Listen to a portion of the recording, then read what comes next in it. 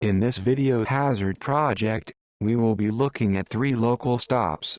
The eastern side of the Americas gets flooded more often. Rainfall in the eastern belt is higher than the interior areas. Rivers swell during rainy seasons and water spreads over the banks. Low-lying areas mostly get flooded. During El Niño, normal climatic model changes and there will be drought in some parts of the world, whereas it will be heavy rains in others. Pacific area was hit by cyclones and typhoons during the previous El Niño events. Clouds move above the eastern coast and bring rain. Clouds formed above the Pacific Ocean bring rains in the western side of North America. Rain spreads to the central parts also. Solution: rescue teams can be deployed and evacuation can be carried out without delay. Conventional methods like placing of sandbags in areas that can get flooded will help to minimize the damages. Now let us move on to the second stop.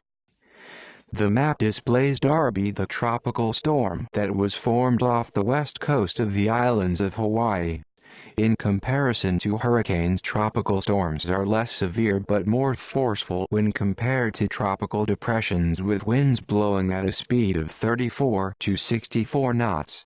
The patterns of thunderstorms that promulgate are characteristic feature of these tropical storms. The cyclonic shape that is formed in the storm foreruns the eye of the hurricanes. The tropical storms are produced when water evaporates due to increase in the temperature in the surrounding region and when the atmosphere becomes unstable. Solution: storms cannot be prevented, but their impact on human lives can be reduced to a great extent by creating awareness. Now let's look at the third stop. Luzon is one of the biggest islands in Philippines. This is also referred as the home to Manila, and it also consists of 2 volcanoes. This falls under the stratovolcano category. Mount Bulusan is also a stratovolcano that is found in the south. Red triangles in the map denote them. When magma found in the mantle of the earth rises up to the surface, volcanoes are formed. As time passes, the layers of lava get hardened. This enables the volcano to grow in size and eventually become huge. The formation of stratovolcanoes happens as layers of lava and ash are formed. They look pointy because of the viscosity of the lava. They also possess severe eruptions as well.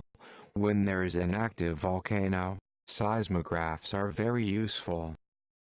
Solution: during emergency time, it is paramount to have emergency kits, food and water supply, and also listen to alerts. It is important to use a towel or a cloth to filter inhalation of the ash, especially during an active volcano.